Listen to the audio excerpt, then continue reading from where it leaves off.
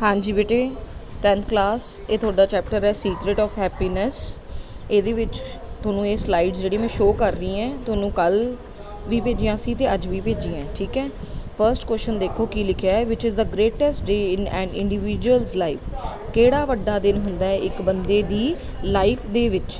The greatest day in any individual's life is when he realises himself and when he uses his inner power.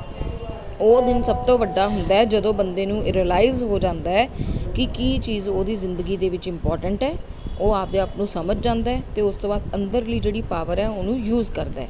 ਇਸ chapter ਦੇ ਵਿੱਚ ਆਪਾਂ ਦੇਖਾਂਗੇ ਕਿ ਇੱਕ ਪ੍ਰੋਫੈਸਰ ਹੈ ਜਿਹੜਾ ਇਹੀ ਚੀਜ਼ ਆਪਣੇ ਬੱਚਿਆਂ ਨੂੰ ਦੱਸਦਾ ਹੈ ਕਿ ਕਿਵੇਂ ਇੱਕ ਆਮ ਆਦਮੀ ਐਵਰੇਜ ਮੈਨ ਆਪਦੀ ਜ਼ਿੰਦਗੀ 'ਚ ਫੇਲ ਕਿਉਂ ਹੁੰਦਾ ਹੈ। ਜੇ ਉਹਦੀ ਕੋਈ ਚੀਜ਼ ਪੂਰੀ ਨਹੀਂ ਹੁੰਦੀ ਤਾਂ ਕਾਰਨ ਕੀ ਹੁੰਦਾ ਹੈ? ਕਾਰਨ ਇਹ ਹੁੰਦਾ ਹੈ ਕਿ ਉਹ ਆਪਣੀ ਪਾਵਰਸ ਨੂੰ ਕੰਟਰੋਲ ਨਹੀਂ ਕਰ ਸਕਦਾ, ਇਕੱਠਾ ਕੇਂਦਰਿਤ ਕੰਸੋਲੀਡੇਟ ਨਹੀਂ ਕਰ ਸਕਦਾ। ਤੇ ਜੇ ਉਹਨੂੰ ਇਹ ਚੀਜ਼ ਕਰਨੀ ਆ ਜੇ ਉਹਨੂੰ ਫਿਰ ਆਪਦੀ ਫੇਲੀਅਰ ਦਾ ਕਾਰਨ ਵੀ ਪਤਾ ਲੱਗ ਜਾਊਗਾ। ਫੇਲੀਅਰ ਹੁੰਦਾ ਹੈ। थर्ड क्वेश्चन है did the boy change as the result of realisation. कि वो मुंडा बदल गया सी जदों उन्होंने इस चीज़ का पता लग गया सी कि वह क्यों सक्सैसफुल नहीं हो पा रहा। बिल्कुल वो मुंडा बिल्कुल बदल गया सी जदों उन्होंने रियलाइजेशन हुई तो उदों बाद वो बहुत ही सक्सैसफुल भी होया।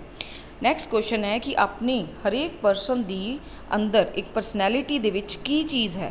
कहते बहुत वड्डा सोर्स है साडी बॉडी दे विच, साडी परसनैलिटी दे विच एनर्जी दा। In an average man this source remain unused. पर असी उस एनर्जी नूं यूज़ नहीं करते। 80% of the energy is remain unused. तो असी अगर यूज़ करांगे फिर ही असी सक्सैसफुल हो सकते हैं। How can weak personality can become strong. Weak personality किमें स्ट्रोंग बन सकती है? वही अनयूज्ड पावर नू यूज़ करके। Weak personalities can become strong by using the unused power of mind और brain which they possess. Because every individual has an immense source of unused power. क्योंकि हरेक कोले बहुत वड्डा सोर्स है अनयूज्ड पावर का। जदों उसनूं यूज़ किया जाऊगा फिर ही वीक परसनैलिटी है जिहड़ी स्ट्रोंग बन सकती है। ये थोड़े क्वेश्चन है जिहड़े 5 क्वेश्चन है। नैक्सट उस बाद है अगे तुहानूं दिता वन वर्ड सबसटीट्यूशन। मतलब something that can be heard. जिहड़ा सुनिया जा सकता उन्होंने कहते हैं ऑडिबल। जिहड़ी किताब किसी द्वारा लिखी गई होवे पर आपां नूं पता ना होवे उहनूं कहते हैं एनोनिमस। जो बंदा गॉड विच बिलीव नहीं करता उन्होंने कहते हैं अथीस्ट। तो जोड़ा बिलीव करूगा उन्होंने थीस्ट बोलांगे। ए कट्टिया जाता है। जदों बीमारां नूं कोई चुक के लैके जाता उन्होंने कहते किहड़ी जगह ते चुक के लै जाता, किस चीज़ से चुक के लैके जाता है उन्होंने कहते एंबूलेंस।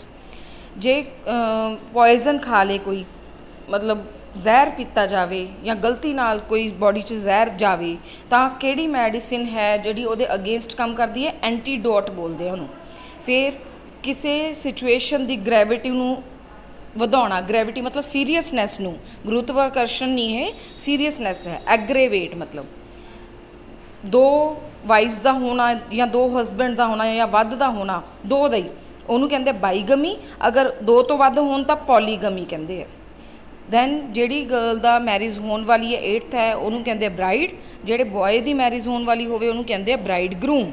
जिहड़ा जल्दी टुट जे उन्होंने कहते ब्रिटल। तो जिहड़ा पिछे कोई अपने चुगली करे उन्होंने कहते बैक बाइट। बुक्स की लिस्ट बनी होवे उन्होंने कहते कैटालॉग। 100 साल की सदी नूं कहते सेंचुरी। 100 साल के पीरीयड नूं कहते सदी, century.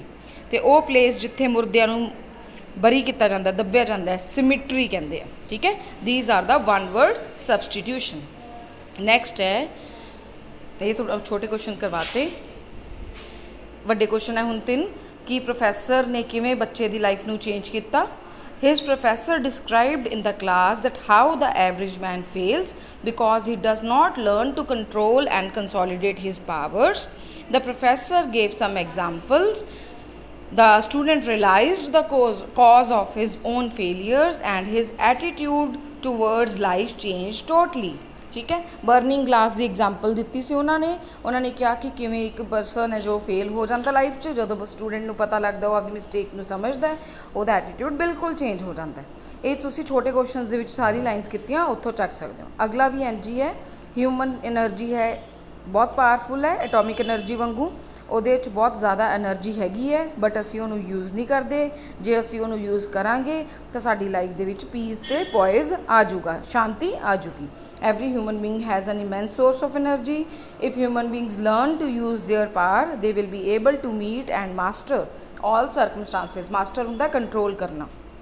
with the proper use of human energy, human beings can then attain the secret of peace and poise। poise भी शांति हुंदा है, peace भी शांति हुंदा है, calmity, tranquility। ठीक है।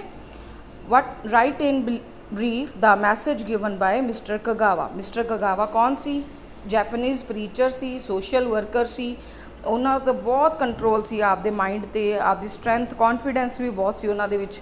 ਉਹ ਗॉड ਦੇ ਵਿੱਚ ਬਿਲੀਵ ਕਰਦੇ ਸੀ।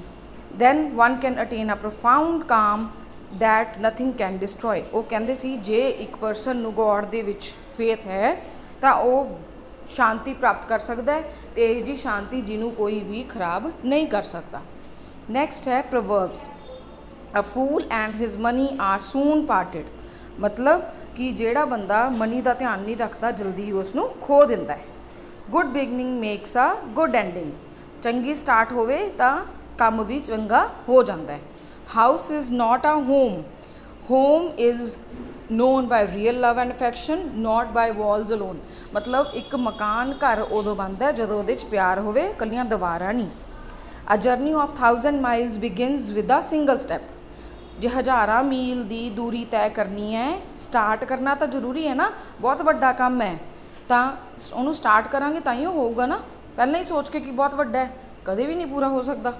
फिर little knowledge is a dangerous thing.